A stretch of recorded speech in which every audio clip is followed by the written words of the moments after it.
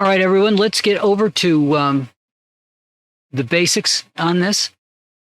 So what we have here are prices for different sized Canon lenses. 50 millimeter 1.2 is $2,100. 50 millimeter 1.8 is $160. Why is that so different in price? Well, a 50 millimeter at 1.2, 50 is the focal length, divided by 1.2 means that the lens is 1.64 inches across. It's almost 2 inches. If you look at this one at 1.8, I'm down to 1.9 inches across. In order for the aperture inside to be able to open up to 50 millimeters, it has to be at least 50 millimeters. As the aperture, I don't believe, can open all the way up. Still needs some room for the, as it folds out. The lens has to be bigger than 50 millimeters. We take a look at this 400 now.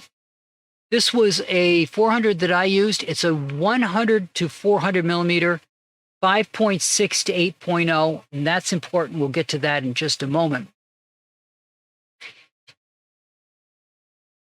But that comes out to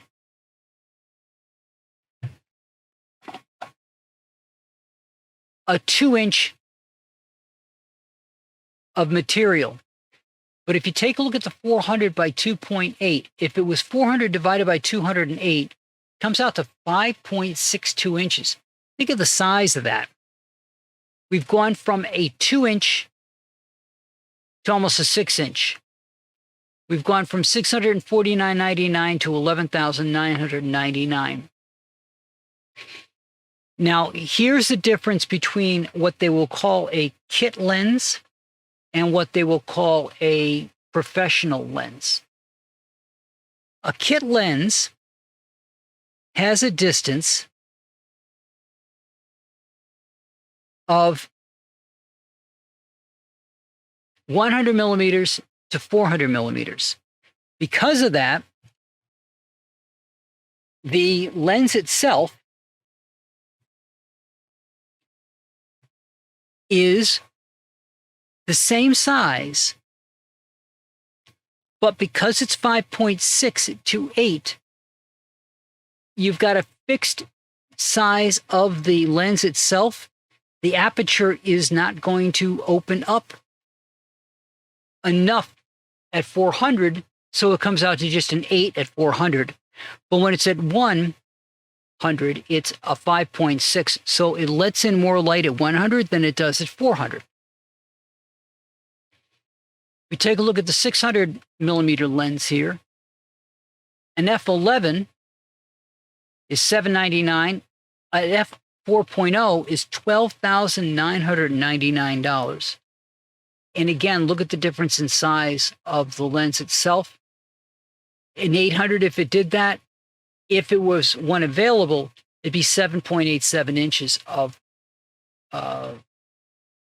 diameter. And it's $1,000 for the 800. So let's take a look now at exactly what we're talking about. We'll pull up these lenses and go from there. So, an RF 50.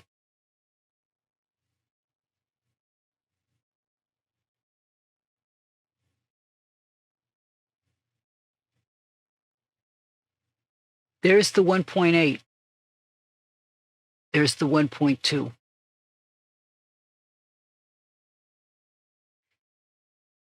Look at the size difference between this lens and this lens. Not just in the size around, we're talking the height of it as well. They're a little bit different gearing as to what's going on inside, which explains part of the size of the height differential. So let's look at the 400. This is the one where we've got a $12,000 lens in here.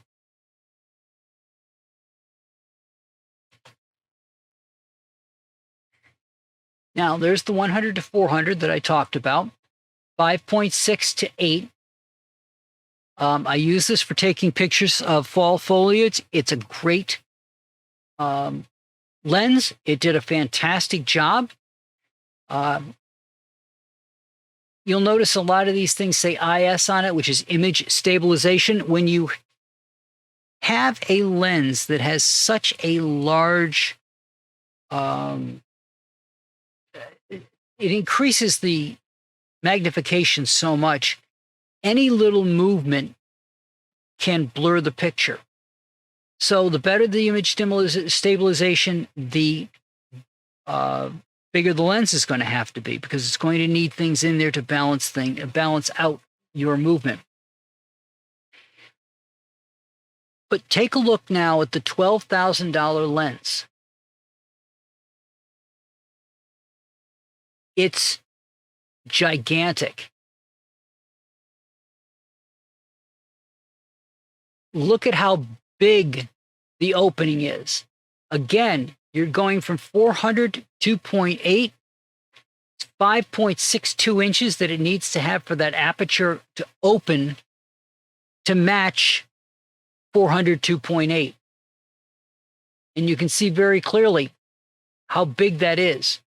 If we go back to the little guy that I was using over the last week, it's much smaller. In addition, where the other lens is complete, it's a 400, it's not a telephoto. Look at how this has to zoom out to get to that 400 millimeters. Notice that it's not getting any bigger at the top. It's a fixed size. It's not that big around.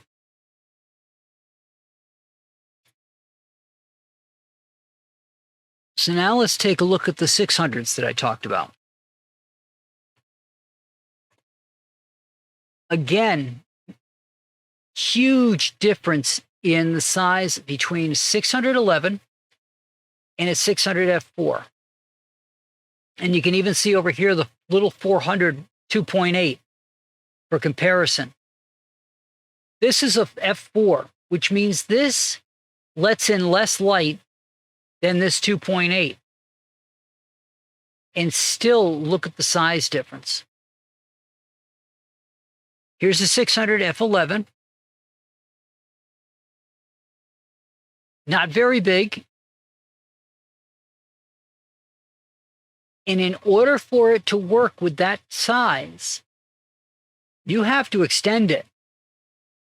It took me a minute to catch up with that when I first got it, because it wasn't something that I was expecting. I hadn't looked at the picture. I got the lens and I wanted to play with it. You have to unlock it and slide that puppy out.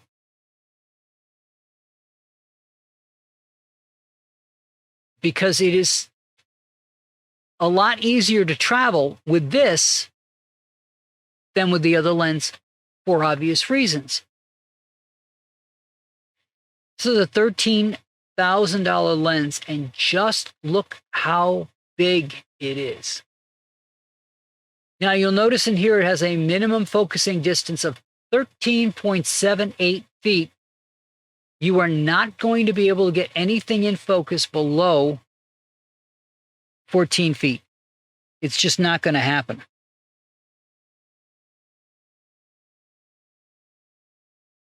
Look at the size of the lens.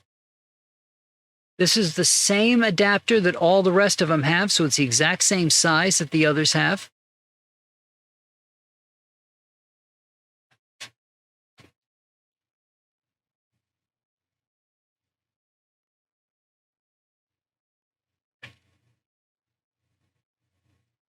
And the Canon sight's not behaving here.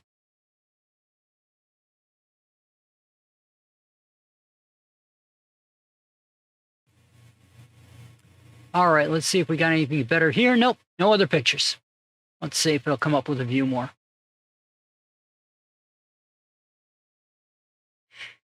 Nope. But you can see what a massive lens this is. Now, it's thinking about it. at $13,000.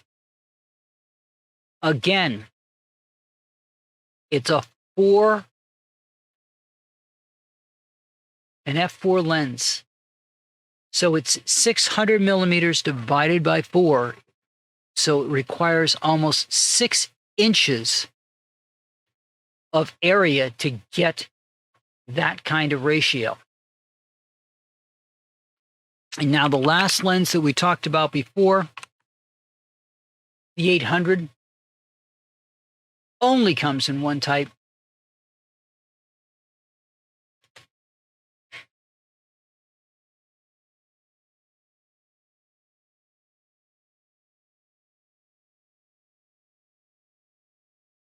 Well, it's showing us the refurb right now, but that's okay. 800 millimeter f11. New was $1,000. Now we've got $800 in here. On the refurb, similar to the 600, except you'll notice it's much longer,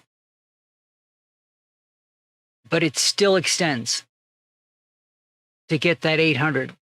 It's an f11, which means a lot of stuff is in focus, but at the same time, it brings things very close to you.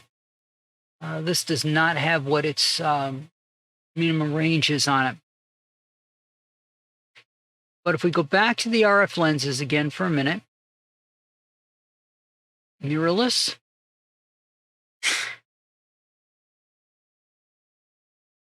There's a 24, 1.8 macro. Again, that'll give you that wide angle, but it'll give a distorted image. There's the 85, 1.2. You'll notice the price on that. Now, before we talked about a 100 to 400, you'll notice a lot of these lenses, like these guys, don't have multiple numbers. The 70 to 200 f4 for $1,500. 28 to 70 f2 for $3,000. But it's f2. That means that the lens is big enough that it can give you a 70 over 2, 35 millimeters. 70 divided by 2. 35 millimeters worth of opening, a great amount of light. But when it goes to the 28, it's still going to give you 28 over 2, so it drops down to 14 millimeters, so it doesn't open up quite so much for that. What that means is that's the same as if you had in your bag a 28, 50, 70, and everything in between at f2.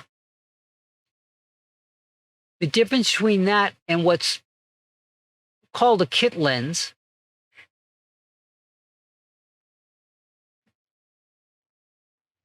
so you got the 24 to 70s, but now we're going to go from a 24 to a 105. So now you've got your 85 in there as well, and you're thinking, well, that's a great lens to get. And look, it's cheaper. It is, but pay attention to this number right here, 4 to 7.1. At 24, it's 24 over 4. At 155, or 105, it's 105 over 71. The numbers change between it because the aperture can only get to be so big. It can't get as big as what the other lenses do. So you have something called a prime lens. A prime lens is like this f16 2.8. Does one job only, and it's at a great f value. Look at this 24 to 105 f4.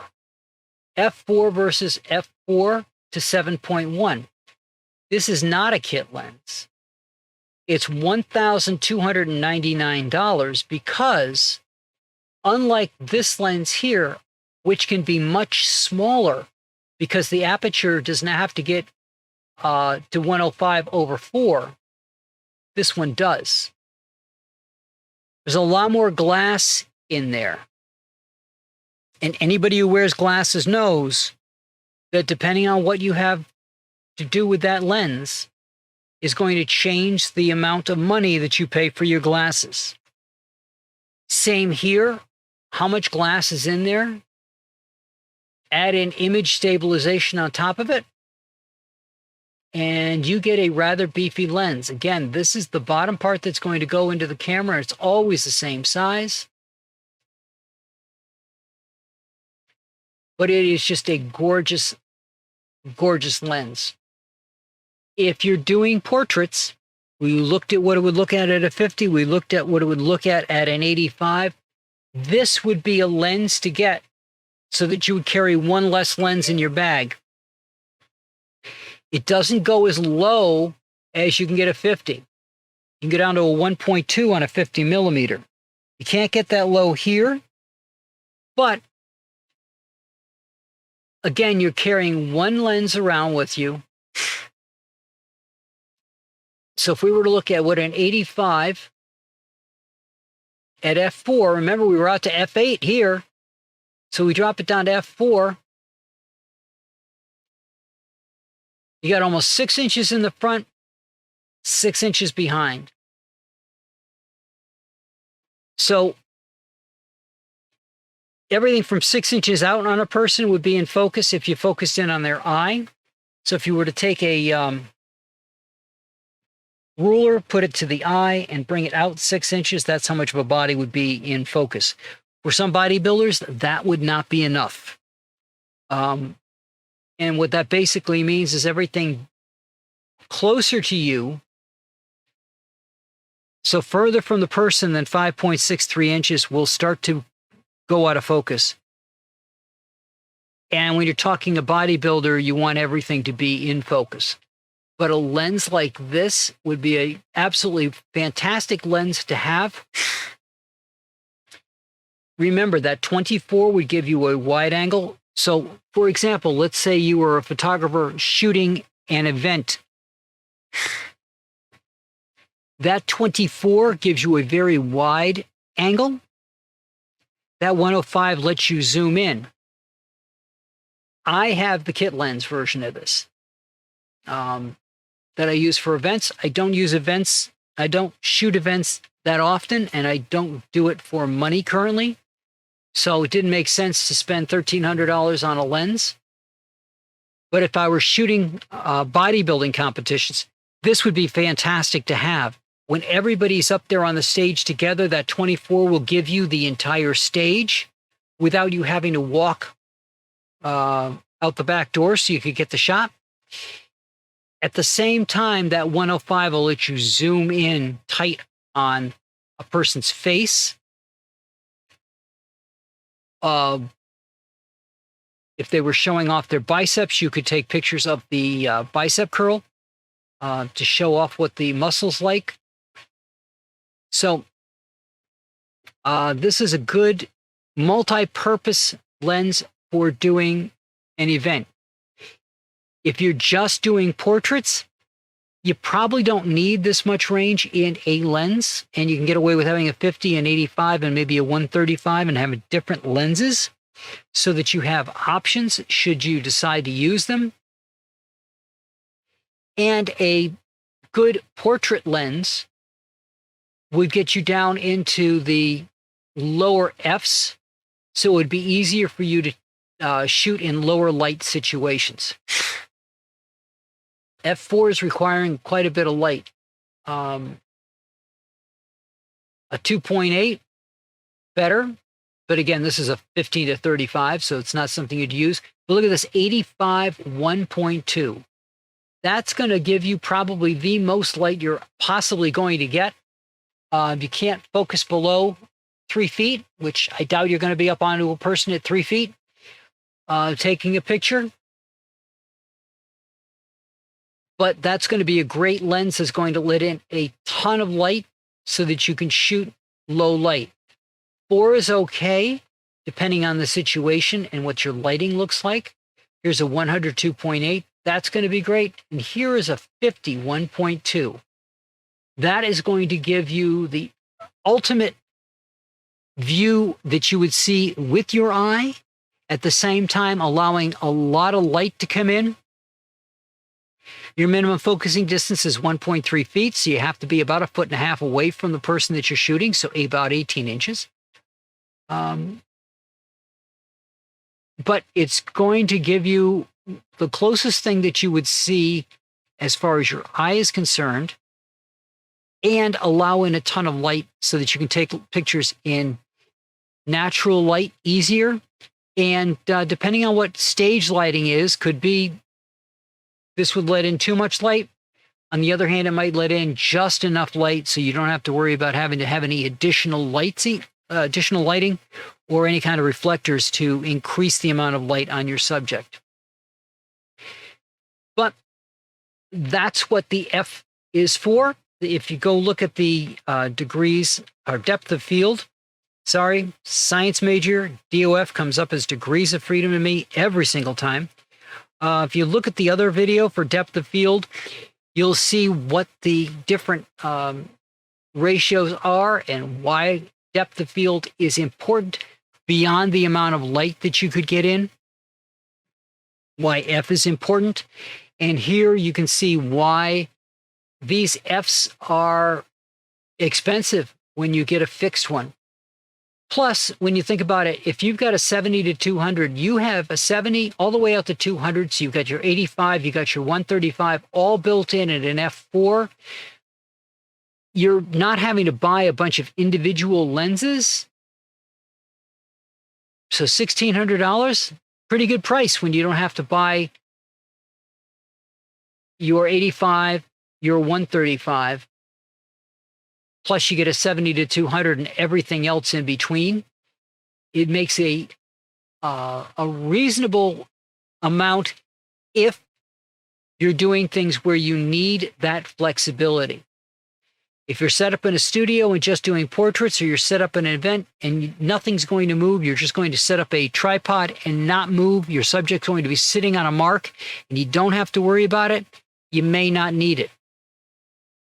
Shooting a bodybuilding competition where you're stuck on your mark and you can't move back and forth, then you're going to need something that has a much greater range to it so that you can, from where you're standing, get more of the environment around one individual mark. So for something like that, I would definitely consider a 24 and up. And something that doesn't, that has as low an NF as possible so that you can get just that perfect amount of lighting, but at the same time be able to capture the entire stage if necessary. I hope you guys found this video helpful, and I'll see you on Friday for my next live.